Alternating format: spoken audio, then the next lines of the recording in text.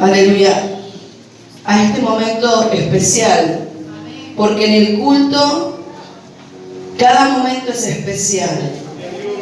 Pero decí conmigo, Dios me quiere hablar. Voy a abrir mi corazón a la palabra del Señor. Quiero invitarte a que abras la Biblia en el libro de Mateo, en el capítulo 18. Libro de Mateo, capítulo 18, versículos 21 y 22. Mateo 18, versículos 21 y 22. Amén. Gloria a Dios. Y leemos. Vamos a leer en el nombre del Padre, del Hijo y del Espíritu Santo. Amén. Entonces se le acercó Pedro y le dijo: Señor, ¿cuántas veces perdonaré a mi hermano que peque contra mí? ¿Hasta 7? Y Jesús le dijo: no te digo hasta 7, sino aún hasta 70 veces 7. Amén. Hasta aquí es la palabra, puede sentarse. Amén. Y vamos a ir desarrollando este mensaje. ¿Sabe que estos versículos están casi al final de todo el capítulo 18? Pero esto ocurrió en la casa de Pedro, cuando ellos hubieron llegado a Capernaum, amén, a su lugar de descanso. Y la Biblia dice que ellos estaban en casa, era el lugar de descanso, donde ellos podían compartir la enseñanza, podían compartir ese momento donde Jesús les dedicaba a ellos, porque cuando Jesús salía a ministrar, a predicar, Él salía a ministrar y a predicar. Amén. Y entonces Jesús en este capítulo 18 toca 4 temas que son temas profundos y maravillosos. Y quizás usted puede decir, o pueda decir cuando los escuche, que son temas aislados, que estos 4 temas que Jesús habla en el capítulo 18 no tiene que ver o no tiene correlación un tema con otro. ¿Cuántos dicen gloria a Dios? Y en estos 4 temas que el Señor le habla a la iglesia, que le habla a sus discípulos, son la humildad, diga conmigo, la humildad, la prudencia, el consuelo y el perdón. Y entonces, cuando pensamos en estos 4 temas, podemos llegar a pensar: ¿por qué Jesús habla en el capítulo 18 de estos 4 temas? Y mientras preparaba este tema, esta porción bíblica para la iglesia, el Señor me mostraba que sí, cada uno de estos temas están relacionados. Diga conmigo, estos temas están relacionados. ¿Cuántos dicen gloria a Dios? En el capítulo 18, en el verso 1 al 5, dice que ellos habían llegado a Capernaum, a casa de Pedro. Y los discípulos se pusieron a discutir entre ellos. ¿Quién sería el mayor entre ellos, ¿no?, en el reino de los cielos?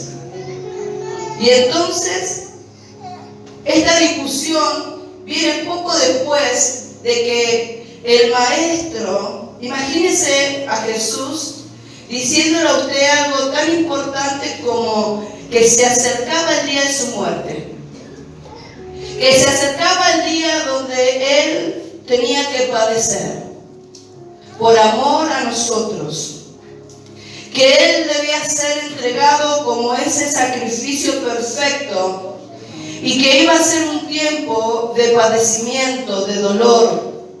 Imagínese a Jesús diciéndole esto a usted y de repente a Jesús de otro tema totalmente diferente. Como que los discípulos no estaban entendiendo lo que Jesús les estaba hablando. Jesús les estaba hablando de humillación por amor. Jesús les estaba hablando de servicio. Jesús les estaba hablando de entrega y ellos estaban pensando en otra cosa. Estaban pensando en un puesto terrenal. Estaban pensando en una jerarquía. Estaban pensando en el poder y la autoridad terrenal que esa jerarquía le iba a dar. Estaban pensando quién iba a ser el que iba a reinar con él. ¿Cuántos dicen gloria a Dios? Gloria a Dios. Estaban viendo a Jesús como ejemplo perfecto de humildad, de entrega, de servicio, porque Él es nuestro ejemplo perfecto, porque dice que Él, siendo Dios, se despojó de su gloria. Amén. Gloria a Dios. Y se hizo hombre. Aleluya. Y vino a esta tierra y caminó en esta tierra como hombre. Y llegó el momento donde Él debía entregarse como ese sacrificio perfecto. Y Jesús dijo, ustedes no van a encontrar mayor amor que este, aquel que pueda dar la vida por sus amigos. Amén. Y entonces Jesús les había dicho que Él no vino para ser servido, sino que Él vino para servir. Amén. Y su servicio lo llevó. Su servicio y su obediencia al Padre lo llevó hasta la muerte y a la muerte de cruz. Amén. Aunque Él sabía que eso iba a causarle un dolor y un padecimiento. Gloria a Dios. Amén. Y entonces Jesús le hablaba de esto. Jesús le hablaba de humildad. Jesús le hablaba de humillación. Jesús le hablaba de abnegación. Jesús le hablaba de entrega, de servicio.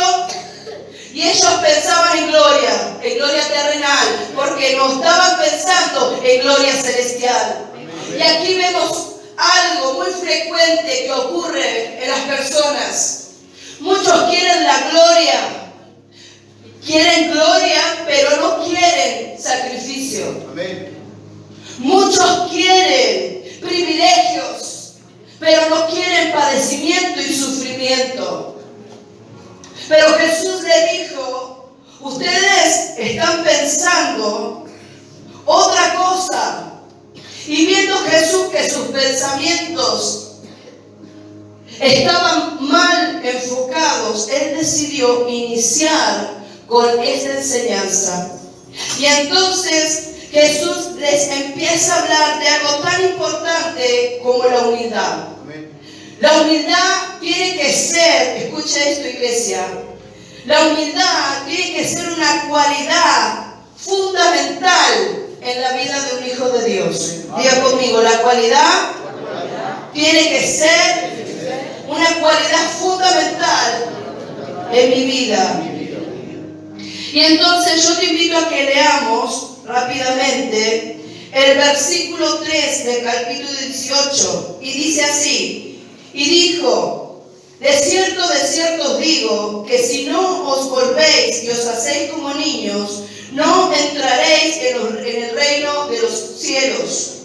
Aquí Jesús está afirmando y reafirmando, porque dice, de cierto os digo. Jesús está hablando de una realidad, que aquel que no se hace como un niño, ¿en qué aspecto? En el aspecto de la humildad. No podrá entrar y no podrá permanecer en el reino de los cielos. Amén. Diga conmigo, tengo que ser como un niño. ¿Y por qué en el aspecto de la humildad? La humildad del niño le permite depender en todos los aspectos de su padre. La humildad del niño le permite a Dios, la humildad del creyente, que aquel creyente que es como un niño le va a permitir depender de Dios en todos los aspectos y en todas las áreas de su vida. En medio de las luchas, en medio de las pruebas, en medio de las necesidades, en medio de los sufrimientos, en medio de los dolores. Entonces, la humildad le va a permitir también a ese creyente ser enseñado. Diga conmigo, la humildad le va a permitir depender de Dios en todos los aspectos y ser enseñado. También le va a permitir ser exhortado. También le va a permitir recibir la disciplina de Dios sin enojarse. La humildad le permitirá al creyente aprender. Mire qué importante que es la humildad. Porque lo contrario a la humildad es la arrogancia, es la soberbia. Y lo contrario a la sabiduría y a la prudencia es la necedad y la terquedad. Cuando dice gloria a Dios. Y en el versículo 4 dice así: y cualquiera que se humille como este niño, ese será mayor en el reino de los cielos. Entonces aquí encontramos un principio. Esto es así. Vamos a poner este ejemplo para que usted entienda que es fundamental que es la humildad en nuestras vidas. Es como que alguien quiere construir un gran edificio. No una simple casa, un gran edificio. Y entonces, ¿qué se necesita primeramente? Para construir ese gran edificio se necesita el diseño. Pero diga conmigo, el diseño ya está. Es el diseño de Dios. Y luego, para empezar a construir, si el edificio es muy grande, necesita cavar muy profundo. Y entonces, mientras más grande es el edificio, más profunda tiene que ser la base. Y más grande tiene que ser la base para poder sostener ese edificio. Y entonces, ¿cómo lo aplico yo? Porque aquí dice que el que quiera ser grande. Entonces, esto es así. Hay un diseño de Dios como iglesia. Diga conmigo, hay un diseño de Dios como iglesia. Y hay un diseño de Dios como hijo de Dios. Pero también hay un diseño que Dios tiene preparado para el llamado de cada uno de nosotros. Diga conmigo, gloria a Dios.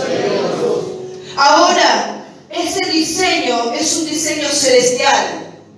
No es cualquier diseño. Es un diseño grande. Está formulado, creado en la mente de Dios. Diga conmigo, es un diseño divino. Es un diseño sobrenatural, es un diseño celestial. Es un diseño grande. Y esto significa que cualquiera que quiere desarrollar ese diseño de Dios en su vida va a tener que humillarse. Va a tener que ir a lo profundo de la presencia de Dios y reconocer que para alcanzar ese diseño necesita de Dios. Va a tener que ir a la presencia de Dios y reconocer su pecado, sus debilidades, sus pasiones. Reconocer que el carácter necesita ser quebrantado. Va a necesitar ir a la presencia de Dios para hacer morir su carne. Va a necesitar ir a la presencia de Dios para hacer morir sus deseos y sus pasiones. Y cuando ese cristiano profundiza cada vez más en esa búsqueda, entonces hay transformación. Aleluya. Y cuando hay transformación, entonces ya hay una base. ¿Cuántos dicen gloria a Dios? A medida que hay más humillación en su presencia, entonces va a haber transformación. Va a morir mi carácter, va a morir mi orgullo, va a morir mi soberbia, va a morir mi arrogancia, va a morir mi necedad, mi terquedad, va a morir. ¿Cuántos dicen gloria a Dios? En otras palabras, Jesús les está diciendo que si ellos estaban buscando realmente grandeza, estaban mal enfocados. Porque la grandeza que ellos buscaban, la grandeza terrenal, no es la grandeza que Dios les estaba hablando. Y para alcanzar la grandeza espiritual era necesario la humillación. Era necesario la entrega. Era necesario el padecimiento. Era necesario el sufrimiento. Era necesaria la abnegación. Era necesario morir al yo. Era necesario hacer la voluntad de Dios. Y entonces, mayor es la entrega. Entonces, mayores somos en el reino de los cielos. Aquella persona que no se humilla, que no es humilde, sigue el camino de la altivez, sigue el camino de la soberbia, sigue el camino de la necedad, de la terquedad. Aquella persona que no puede hacer morir el orgullo, no va a dejar enseñarse. Porque le va a molestar cuando le llamen la atención. Cuando venga el pastor y te diga, estás haciendo las cosas mal, te vas a enojar. Cuando venga un hermano en Cristo lleno del Espíritu Santo y en un espíritu de amor y mansedumbre te diga, estás haciendo las cosas mal, te vas a enojar. Porque no vas a ver en tu hermano, no vas a ver a Dios. ¿Por qué? Porque tu corazón está cargado de soberbia. ¿Qué me vas a venir a decir vos a mí? ¿Qué tenés vos para decirme? Si vos sos esto, sos aquello, sos lo otro. Y sabés lo que dice su palabra. Por eso el Señor inicia esta enseñanza con la humildad. Por eso el Señor profundiza en esto y le dice, la humildad es lo primero que tiene que haber. Es el fundamento en la vida del Hijo de Dios. En Proverbios 6:16 dice, 6 cosas aborrece Jehová y aún 7 abomina su alma. ¿Y sabe con qué encamina la lista?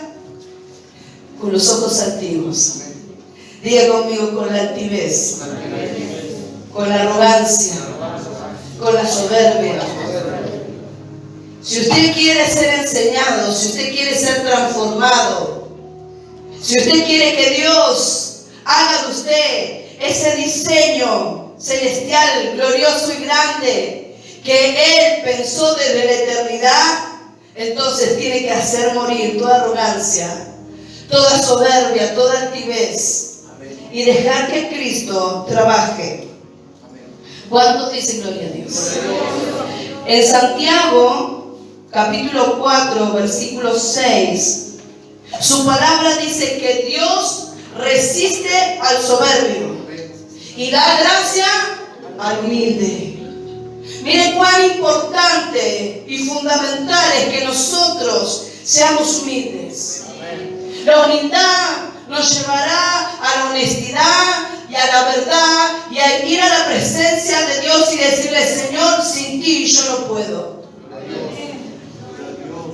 Luego, en el versículo 6, del 6 al 9, Dios habla de las ocasiones de caer. ¿Cuántos dicen gloria a Dios? Y entonces aquí Dios empieza a hablar de la prudencia. Y pastora, ¿qué tiene que ver la prudencia con la humildad? Yo ahora se lo voy a explicar. Esta prudencia está hablando de la capacidad de discernir, de poder saber, de poder conocer cuál es mi buen comportamiento y mi mal comportamiento. Es como el pastor leía hace un rato, cuando estaba prestando atención, que dijo que aquel que conociendo lo bueno no lo hace, le será contado como pecado. ¿Cuántos dicen gloria a Dios? Entonces, no es un tema aislado. La prudencia es acerca de nuestro comportamiento, porque nosotros queremos llegar al perdón, pero resulta que cuando hay una ofensa, porque ¿qué es lo que leímos al comienzo? Leímos capítulo 18, versos 21 y 22, que Pedro le dijo, pero Señor, entonces, ¿cuántas veces tenemos que perdonar? Y Jesús le dijo, 490 veces, más o menos, ¿no? Si no me fallan los cálculos, 70 por 7, 490. 490 veces. ¿Sabe lo que hay aquí escondido en este mensaje, en esta enseñanza? Una enseñanza no solamente para el ofensor, sino también una enseñanza para el que es ofendido. Porque la humildad la necesita tanto el ofensor para reconocer el pecado, como el ofendido para hacer morir el orgullo y poder perdonar. ¿Cuántos dicen gloria a Dios? Aleluya. Aleluya.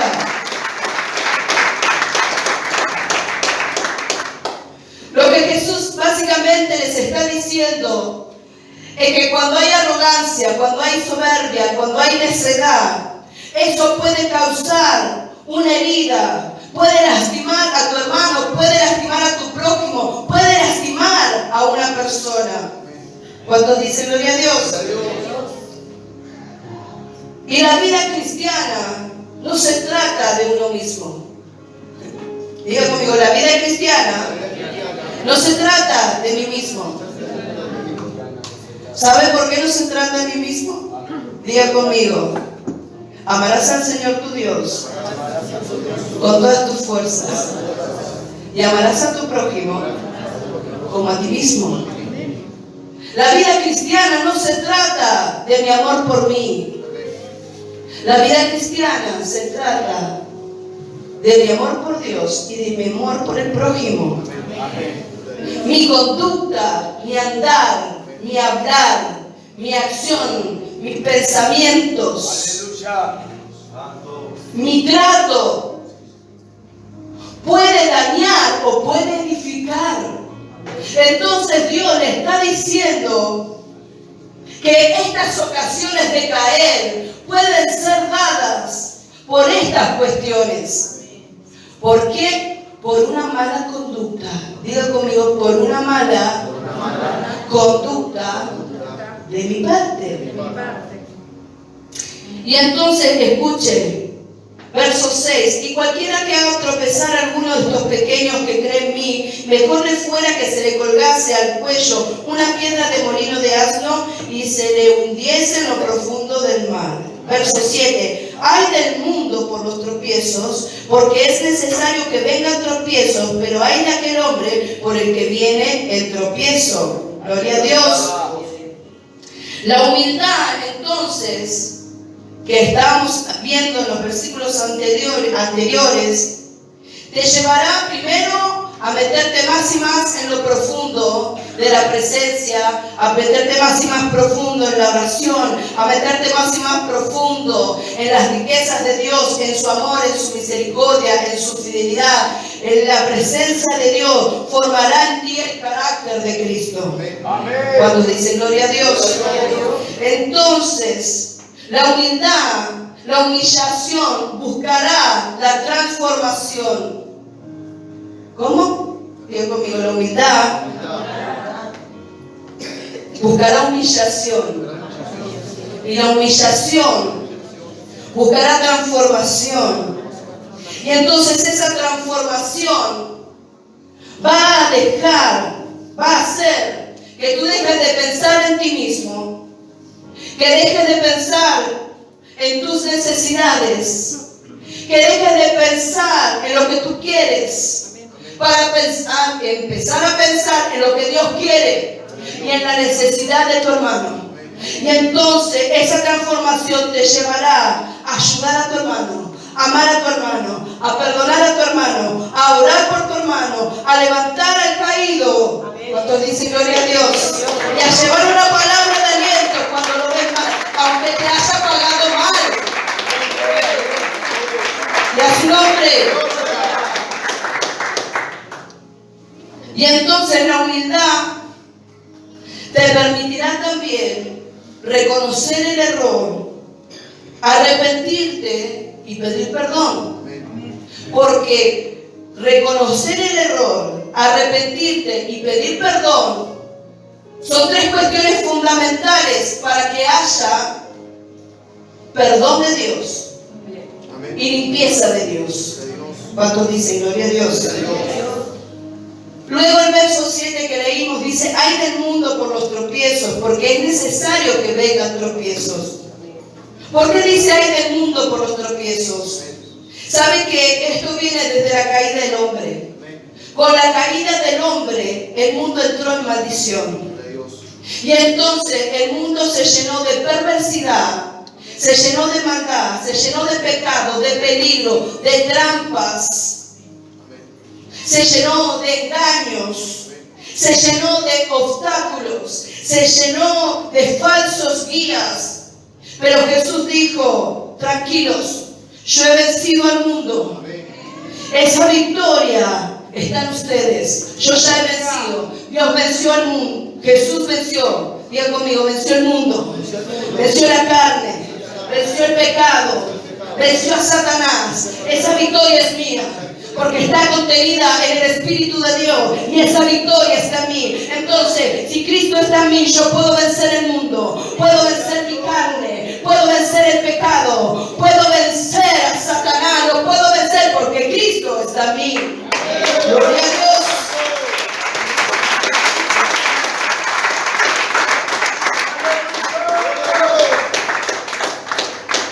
Y entonces Dios le está diciendo, Jesús les está diciendo: prudencia, atenti, porque en el mundo se van a encontrar con esto. No puede ser quitado. Pero hay otras dos cuestiones, porque dice que los tropiezos son necesarios. Y hay tropiezos que vienen por la maldad del hombre, por el error que comete el hombre, por sus acciones malvadas y perversas, por sus equivocaciones, y generan un daño en otro, una ofensa en otro. Y ese daño genera dolor. Ese daño en algunos genera decepción. Hay algunos que seguramente han tenido que atravesar sufrimientos, traiciones, mentiras, engaños, injusticias, que te han pagado mal. Tú hiciste bien y te pagaron mal. Y de repente tú te diste entero, te abriste entero. Y eso vino y causó un dolor, una amargura, una tristeza, una decepción. Y junto con la decepción vino el enojo, la ira, el rencor, la falta de perdón. Y entonces eso también te hizo caer. Por eso este mensaje Dios se los está diciendo a todos sus hijos. Aquellos que han causado un dolor, aquellos que han pecado y aquellos que han sido heridos. Entonces, lo que Jesús le está diciendo, luego de hablar de la humildad, porque ellos estaban subidos en un caballo equivocado. Y entonces Jesús le habla de la humildad y le dice, no, esto no es lo que yo les enseñé. Porque mi camino no busca una jerarquía. Mi camino no busca que tú te creas mayor que el otro. Mi camino te lleva a que tú te hagas siervo de tu hermano, a que tú te hagas sierva de tu hermana, de tu hermano. ¿Cuántos dicen gloria a Dios? Aleluya, alabe al que vive.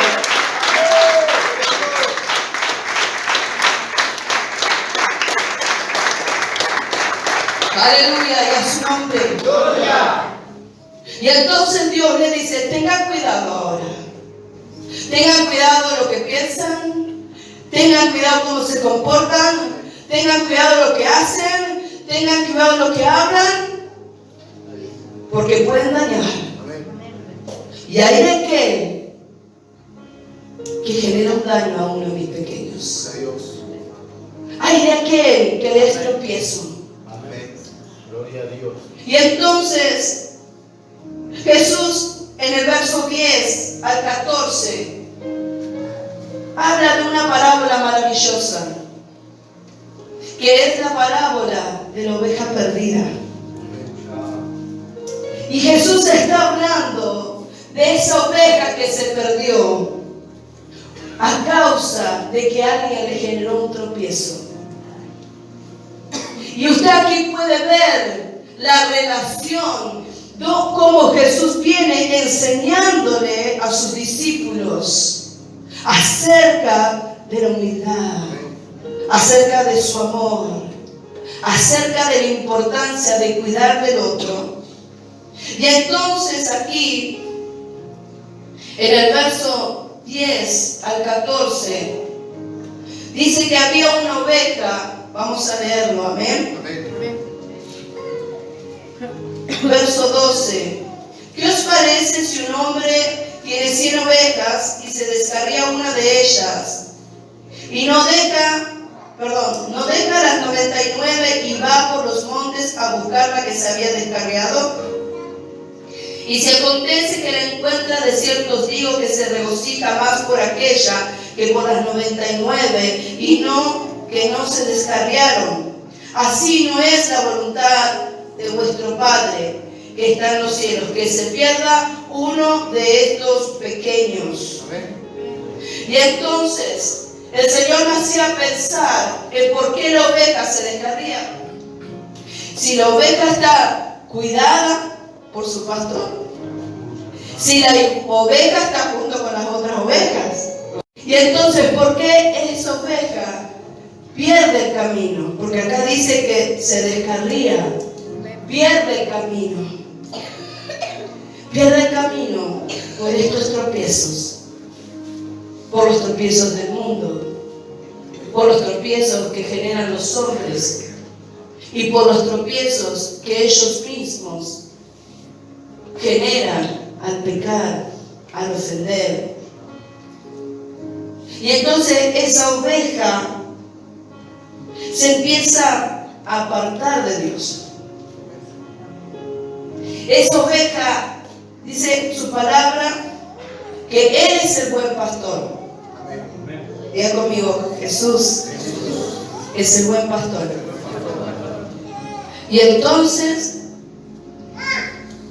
la oveja que se aleja del rebaño, se aleja del buen pastor. Se aleja de aquel que la puede curar. Se aleja de aquel que la puede sanar. Se aleja de aquel que la puede restaurar. Se aleja de aquel que la puede llevar a delicados pastos. Y esa oveja, al no comer buenos pastos, se empieza a enfermar. Se empieza a debilitar. Y corre peligro de muerte. No es la voluntad de Dios. Mira a tu hermano y decirle, no es la voluntad de Dios que te pierdas. Dios que sufras. No es la voluntad de Dios que estés herida. Gloria a Dios, santo eres, Señor. Y entonces vemos aquí que esta oveja que se pierde a causa de los tropiezos. Diga conmigo, se pierde a causa de los tropiezos. Y entonces aquí llegamos al verso 15 y ya estamos entrando en tema. Diga conmigo, en el perdón. ¿Cuántos dicen gloria a Dios? Y dice así: por tanto, porque viene hablando de la oveja que se pierde.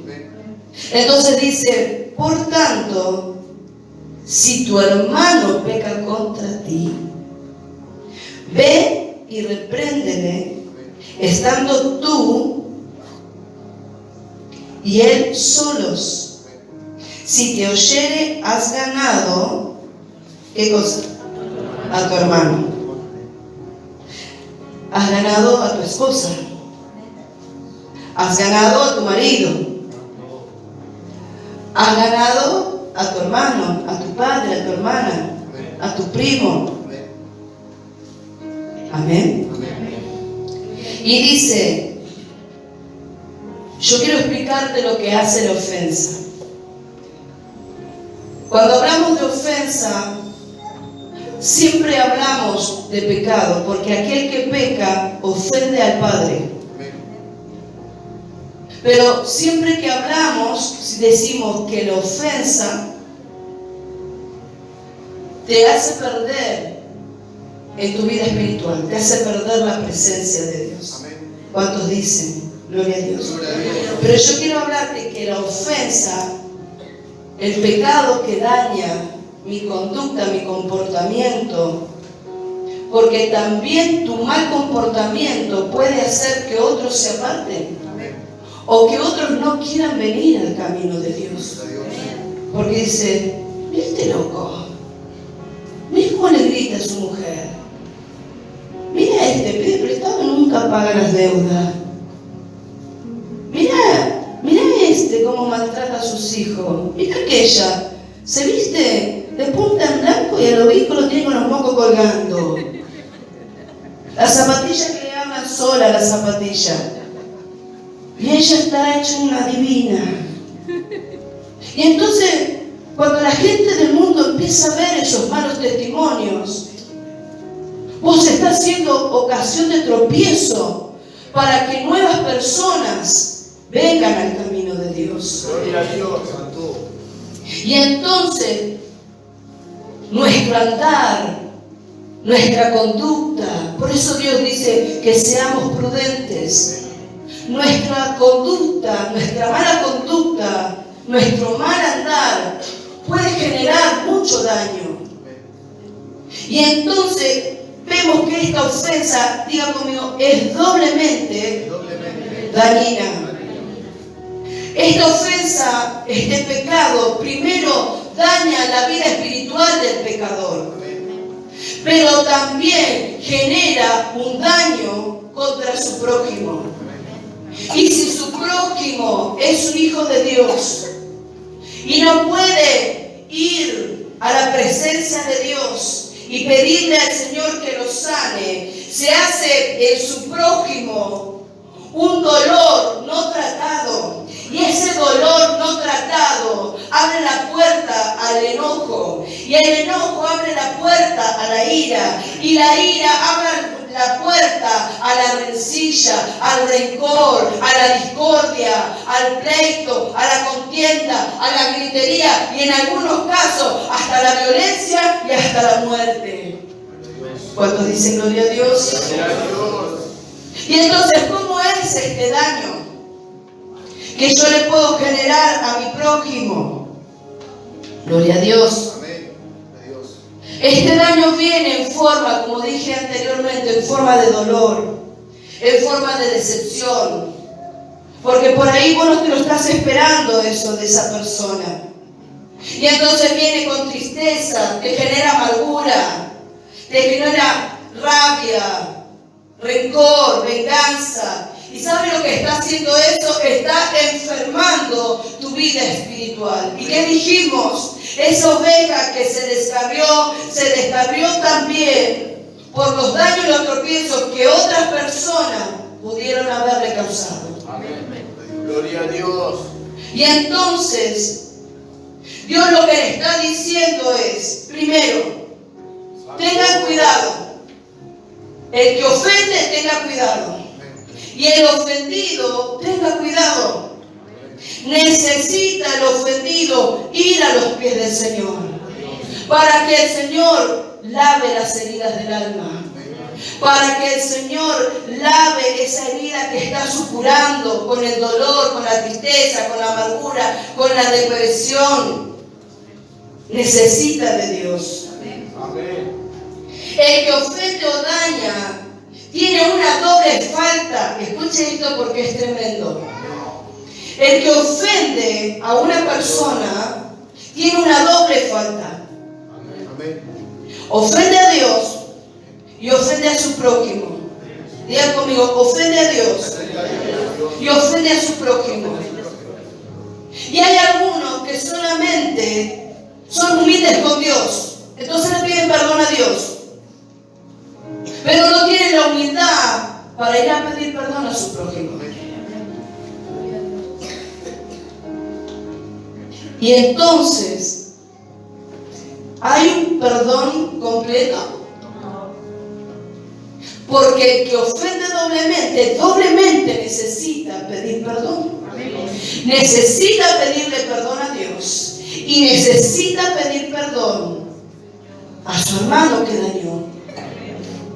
Aunque su hermano no le quiera perdonar, aunque su hermano le grite de todo, le diga de todo, hipócrita, mínimo hipócrita, lo dejamos ahí. Y entonces, aunque su hermano no le quiera perdonar, pero él sabe que necesita ir y pedir perdón y humillarse. Necesita ser humilde. Diga conmigo, necesita ser humilde. Entonces, ¿qué es lo que quiero decirle, iglesia? Que si usted se equivocó y dañó a alguien y no le pidió perdón, usted necesita pedir perdón. Si usted solo le pidió perdón a Dios, usted, para ser libre, totalmente libre, necesita ir y pedir perdón a aquella persona que usted ofendió, que usted dañó. ¿Está entendiendo? Pero también el Señor me hacía pensar de que así como usted puede ir y pedir perdón, porque aquí dice, si tu hermano te ofende, tú vas y le hablas, y tu hermano recapacita en el error, se arrepiente, dice, tú has ganado a tu hermano, pero tú también has ganado. Amén. Porque sabe que el perdón trae restauración. Amén. El perdón trae una restauración profunda. Cuando uno tiene algo en el corazón y puede hablarlo, puede manifestarlo, y la persona que lo ofendió le escucha con un espíritu de humildad y se arrepiente y entiende y muestra frutos de arrepentimiento, es como un bálsamo. Viene a ser como un consuelo, como una caricia para su alma herida. ¿Cuántos dicen gloria a Dios? Pero hay personas que aunque su hermano o su esposo o su papá, su mamá o su hermano en Cristo o alguien que le ofendió le pide perdón, dice, no, bueno, yo te perdoné, pero deciden quedar atados al dolor. Deciden quedar atados al enojo. Que deciden quedar atados a la amargura. ¿Y sabe lo que le hace la amargura? La amargura todos los días le trae a memoria el sufrimiento de ayer. La amargura todos los días le trae a memoria la ofensa. Ay, y cómo me lastimó, y cómo me dañó. Pero, bueno, yo te perdono, pero... Y entonces Dios dice, no es así, dice el Señor. Porque si tú conoces quién es el buen pastor, si tú conoces al médico de los médicos, si tú conoces a tu consolador, si tú conoces al único que puede sanar las heridas de tu alma, entonces en vez de decir no, me alejo del buen pastor, yo tengo que ir corriendo al buen pastor para que él limpie mi corazón y que en mi corazón no haya estorbo para la presencia del Señor. Aunque me hayan ofendido, aunque me hayan dañado, mire lo que hizo Cristo. Cristo se entregó, aunque él no era culpable de ninguno de los pecados. Él pagó por los pecados de ayer, de hoy y los pecados de mañana. Él padeció en la cruz, aunque él no era pecador. Él llevó y el Señor, el Padre, le cargó en sus espaldas, en su cuerpo, los pecados de toda la humanidad, los pecados de ayer, los pecados de hoy y los pecados de mañana.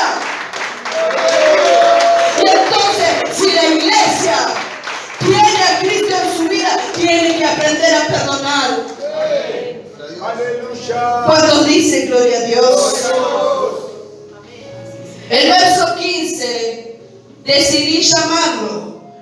Habla, pide perdón y perdona. ¿Cómo? Habla, pide perdón y perdona. Dijimos que la ofensa no solamente afecta a tu vida espiritual. ¿Cómo afecta a tu vida espiritual? El pecado afecta a tu comunión con Dios. Diga conmigo, el pecado interrumpe la comunión con Dios. Pero también interrumpe, si hay ofensa, la comunión con el cuerpo de Cristo. Porque va a haber algunos en la iglesia. ¿Cómo es que interrumpe la comunión en el cuerpo de Cristo?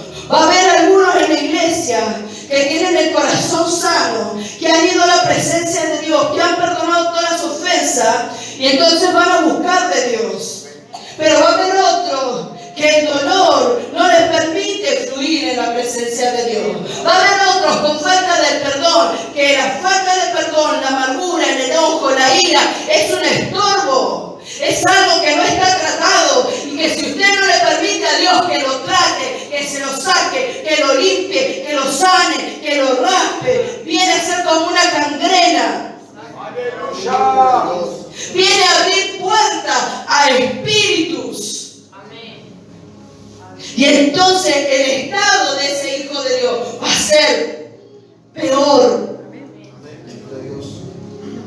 Y entonces va a haber en el cuerpo de Cristo algunos que busquen de su presencia y algunos que no puedan ni sentir la brisa del Espíritu de Dios y no puedan entrar en la presencia de Dios. Y dice su palabra que la iglesia estaba unánime y en el mismo sentir. El requisito fundamental, diga conmigo, es el acuerdo. ¿Qué viene a hacer entonces la ofensa? Viene a traer desacuerdo, viene a romper la comunión, viene a romper la comunión con Dios, viene a romper la comunión con la iglesia, viene a romper la comunión con el cuerpo de Cristo. Si hay alguien que tiene su brazo quebrado, entonces el cuerpo va a querer hacer algo, pero el brazo va a estar dolido. Y no va a tener la misma funcionalidad ese cuerpo que antes. Las ofensas en el matrimonio vienen a romper la comunión matrimonial. ¿Cómo? Las ofensas en el matrimonio, y atención al matrimonio, vienen a romper la comunión en el matrimonio. Vienen a traer el desacuerdo. Y junto con el desacuerdo vienen los pleitos, porque el marido va a querer una cosa y la mujer va a querer otra, y los hijos en el medio. Así como cachetazo loco, ahí, para un lado para el otro. Y Dios no se puede mover donde hay desacuerdo. Es fundamental que haya perdón, que el que ofende sea humilde para reconocer, ay, perdóname si algo te hice mal. No, perdóname porque hice esto, porque hice aquello, porque hice lo otro. Y tener paciencia y amor para que haya restauración en la otra persona que fue dañada. A veces pedimos perdón y queremos que el otro nos perdone ya y acá no pasó nada. Pero Dios también exige y pide de aquel que perdona, que perdone. Dios exige de aquel que perdona, que suelte el enojo. Dios exige de aquel que perdona, que se olvide y que no esté trayendo todos los días el pecado. Porque si tu esposo o tu esposa o el que te ofendió mostró frutos de verdadero arrepentimiento, que eso se muestra no de hoy para mañana, en un tiempo, y aquella persona en ese tiempo, en ese lapso que ha pasado, te ha demostrado que ha cambiado, que ha sido transformado, entonces tú no le puedes restregar su pecado todos los días. ¿O acaso Cristo te restrega tu pecado todos los días? Cristo te perdona y toma tu pecado y lo echa al fondo del mar y nunca más se acuerda. ¿Cuántos dicen gloria a Dios? La ofensa viene a destruir la comunión familiar. La ofensa es tremenda. Por eso Jesús le dijo a Pedro, 70 veces 7 tienes que perdonar. Pero la humildad, la prudencia, tiene que estar en el corazón de todos. Porque si tu hermano te ofendió, se arrepintió y dio frutos dignos de arrepentimiento, y tú no le perdonas y todos los días le restregas su pecado, entonces el tropiezo ahora ya no es más tu esposo, tu hermano, ahora eres tú. Porque no quieres perdonar, porque no quieres olvidar, porque no quieres ir a la presencia de Dios, a que Dios quebrante, a que Dios limpie. La humildad, volviendo al tema de la humildad, por eso es muy importante. Dice aquí, dijimos, versículo 15, habla, pide perdón y perdona. La humildad te llevará, escuche esto porque es tremendo. Aleluya. La humildad te llevará a hablar con tu hermano, a no quedarte con esa ofensa, pero no hablarlo para dañar. Te llevará la humildad a hablarlo en un espíritu de mansedumbre y de restauración. ¿Cómo? Diga conmigo, espíritu de mansedumbre, de restauración, amor. La humildad te llevará a reconocer el error, a arrepentirte y a pedir perdón y a dar frutos de arrepentimiento. La humildad te llevará entonces a abandonar tu orgullo, tu ego, y a poder perdonar aún hasta 70 veces 7. Mirar a tu hermano y decirle, tenés que perdonar 490 veces. Y entonces, para darle cierre ya a este mensaje, vemos que la enseñanza del capítulo 18 es tan profunda. Y estas 4 enseñanzas, iglesia, no son aisladas. Primero y principal, diga conmigo la humildad. Segundo, la prudencia. La humildad va a hacer que la prudencia sea el fruto de nuestra humillación a Dios. ¿Cómo? Sí. La prudencia, diga conmigo, la prudencia, el saber cómo yo tengo que comportarme, va a ser el fruto de mi búsqueda, de mi humillación, de pedirle a Dios que me transforme y que me cambie. Luego, cuando hay humillación, cuando hay perdón, hay restauración. Entonces viene el consuelo de Dios. Porque aquel que reconoce su pecado y se humilla, Dios es fiel y justo para perdonarle. Pero aquel que se humilla y que puede dejar en la presencia de Dios las traiciones, puede dejar en la presencia de Dios las humillaciones, las injusticias, los dolores, las angustias, los traumas, la amargura, ese también será consolado y será restaurado. Bienaventurados los que sufren, porque ellos recibirán consolación. Pero si van a la presencia del buen pastor, denle un fuerte aplauso al Señor.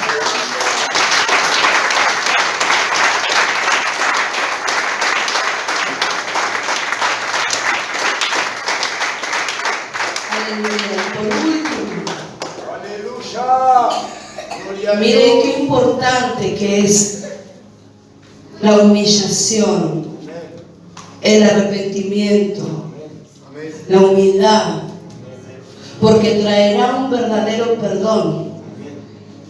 Y el verdadero perdón traerá la restauración, diga conmigo, de la comunión con Dios, de la comunión del cuerpo de Cristo, de la comunión matrimonial, de la comunión familiar. Yo quiero invitarte a que te pongas de pie y cerrados tus ojos y levantadas tus manos, puedes hablar con Dios.